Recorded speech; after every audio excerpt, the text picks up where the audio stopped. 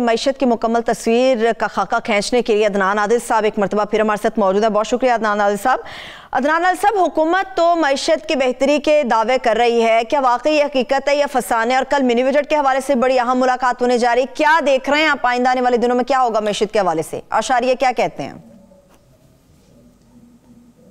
دیکھیے، اس میں تو کوئی شک نہیں ہے کہ اشاریے اچھے بھی ہیں اور کچھ اشاریے اچھے نہیں بھی ہیں. مثلاً یہ کہ ترقی کی شرح تیز ہو گئی ہے، اور آپ بینکوں کے اعداد و شمار دیکھیے تو پچھلے سال 2021 میں ان کے ڈپازٹس میں 4.25 ارب روپے کا اضافہ ہوا. یعنی لوگوں کے پاس آمدنی ہوئی، پیسہ آیا تو بینکوں کے ڈپازٹس بڑھ گئے.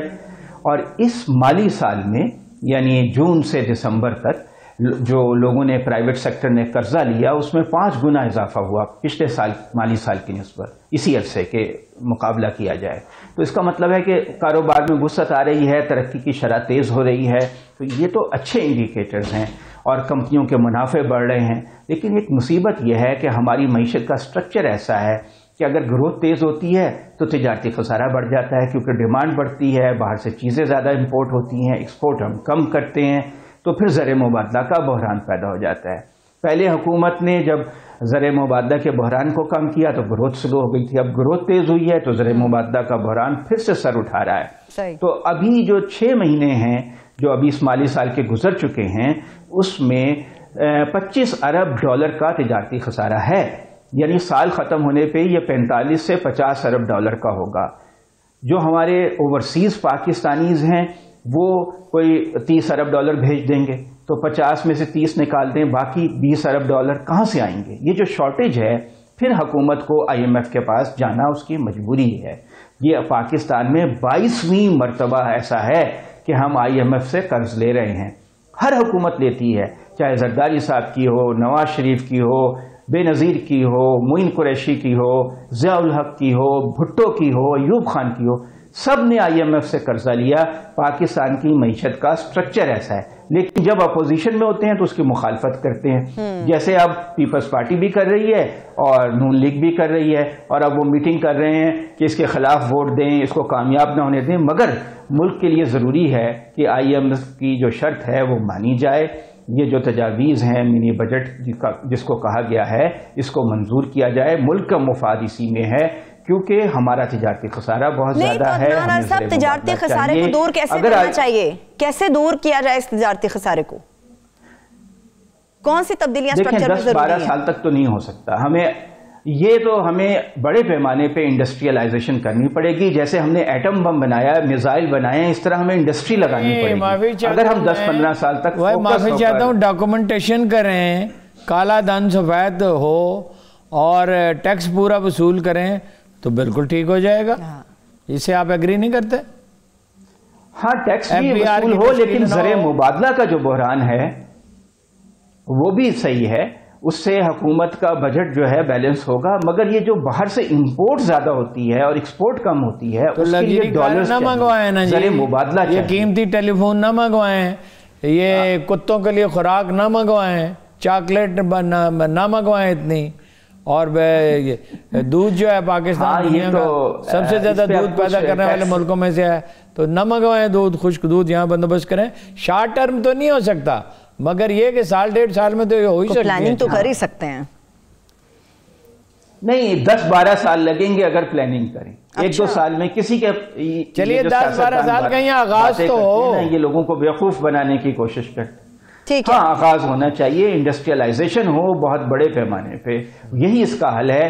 یہ جو عوام کو بیوقوف بنانے کے لیے دعوے کرتے ہیں نا، یہ بالکل غلط ہے. ہر حکومت یہی کرتی ہے کہ IMF کے پاس جاتی ہے کیونکہ پاکستان کی معیشت کو قرض کا ایک نشہ ہو گیا ہے. یہ نشہ چھڑانے میں بہت ٹائم لگے گا. ٹھیک ہے، اس کے لیے کوشش ہونی چاہیے. عدنان عادل صاحب، منی بجٹ کے بات ہو رہی ہے. منی بجٹ کے حوالے سے بھی کہا جا رہا ہے کہ مہنگائی کا ایک اور طوفان ہے جو عوام کے اوپر لاد دیا جائے گا، اور یہ طوفان آئے گا سب اس کا شکار ہوں گے.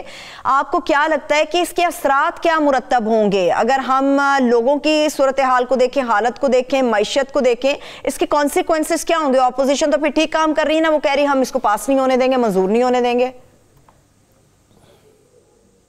دیکھیں، اگر اپوزیشن کو حکومت مل جائے تو وہ بھی ایسے ہی کریں گے. یہ تو ابھی اپوزیشن میں بیٹھے نا، اس لیے کہہ رہے ہیں. وہ جب حکومت میں تھے وہ بھی یہی کر رہے تھے. ابھی یہ ہے کہ صرف ایک چیز کا زیادہ اثر پڑے گا لوگوں پر، وہ ہے دوائیں. لیکن دوائیں جو ہیں اس کا سیلز ٹیکس لگا کے حکومت نے ریفنڈیبل کر دیا ہے کہ جو دواؤں سے حکومت سیلز ٹیکس لے گی ان کو ڈاکیومنٹیشن ہو جائے گی، لیکن وہ ان کمپنیوں کو واپس مل جایا کرے گا وہ پیسہ. تو اس طرح دواؤں کی قیمتیں زیادہ ہونے کی بجائے کم ہونے کا امکان ہے.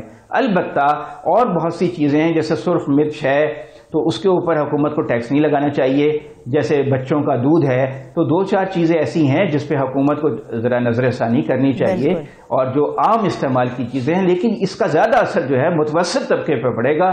اس کی کمر پہلے ہی ٹوٹی ہوئی ہے اور چیزیں مہنگی ہو جائیں گی. متوسط طبقے کے لیے سفید پوشی جو ہے اس کو قائم رکھنا ذرا مشکل ہوگا. لیکن یہ کڑوا گھونٹ پاکستان کو پینا پڑے گا، اس کے بغیر چارہ نہیں. اگر اب ہم نے IMF سے پروگرام نہ کیا تو اس کے بعد ہمیں اس سے زیادہ بری شرائط کے اوپر IMF کے پاس جانا پڑے گا.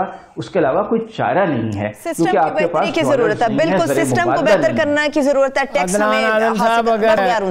کہتے وقت ختم ہو گیا. عدنان عادل صاحب، اگر سرخ مرچوں کی بجائے ٹی وی پہ جھوٹ بولنے پہ ٹیکس لگا دیا جائے تو زیادہ آمدن نہیں ہوگی؟ پھر تو ریل فیل ہو جائے گی دولت کی. کون سمجھائے یہ مطلب یہ ماسک میں نہیں پہنوں گا اور بیمار ہو جاؤں گا تو گالیاں حکومت کو دوں گا. صحیح، ٹھیک ہے. ہر چیز کے مودے الزام حکومت کو نہیں ٹھہرایا جا سکتا. حکومت نے تو جن حالات میں اس بیوروکریسی کے ساتھ اور ان مطلب یہ ہے کہ جو حکومت کے کل پرزے ہیں، جو کہ کیا ان کے بارے میں کہا مزید کہنے کے لیے کوئی لفظ باقی بچا نہیں ہے، تو اس کے باوجود کورونا کا تو اچھا فائٹ کیا، اس میں تو کوئی شبہ نہیں. لیکن اگر عام لوگ احتیاط ہی نہیں کریں گے اور دکانوں کے پچھلے دروازے کھول کے سودا بیچتے رہیں گے، ہاں بیچتے رہیں گے. اور یہ کل میرے کمرے میں ایک آدمی آیا، اس نے یوں ماسک پہنا ہوا تھا، یوں. میں نے کہا ذرا اوپر کر لیجئے. ہاں جی، میں نے اسے پوچھا جراثیم کہاں سے آتے ہیں؟ اس نے کہا منہ سے. میں نے کہا ناک سے بھی آتے ہیں، ناک سے سانس تو. یہ ہماری قوم ہے، یہ ہم نے اس کو تعلیم دی ہے. ٹھیک ہے ہارون صاحب، خطرے کی بات یہ ہے کہ ڈیلٹا اور اومیکرون ویرینٹ کا امتزاج کئی ایسے ملک ہیں جہاں پر یہ سامنے آ گیا، اور کہا جا رہا ہے کہ ویرینٹ جو اومیکرون کا ہے کراچی کے اندر بھی 87% تک وہ پہنچ چکا ہے. تو یہ پاکستان کے اندر بھی ہو سکتا ہے. یہ تو میں نے آپ کو بہت پہلے بتا دیا تھا. اب یہ دونوں ایک ساتھ ملیں گے ہارون صاحب تو مشکل اور زیادہ ظاہر ہے مشکل ہوگی، اور احتیاطی تدابیر نہیں کریں گے تو روئیں. پھر جو قوم پرہیز کرنے کے لیے اللہ کے رسول نے کیا بتایا؟ Who was the most scientific person in the human history? اللہ کے رسول بالکل کہا کہ سب سے زیادہ علم کس کے پاس تھا؟ تو آسمانوں سے علم آتا تھا، فرشتہ آتا تھا. ٹھیک ہے، بھائی کوڑی کے ساتھ ایک نیزے کا فاصلہ رکھو. ٹھیک ہے، یہی اصول ہے. اللہ کے رسول نے جو طریقہ بتایا، صدقہ دو، کسی مریض کا صدقے سے بہتر علاج نہیں ہو سکتا.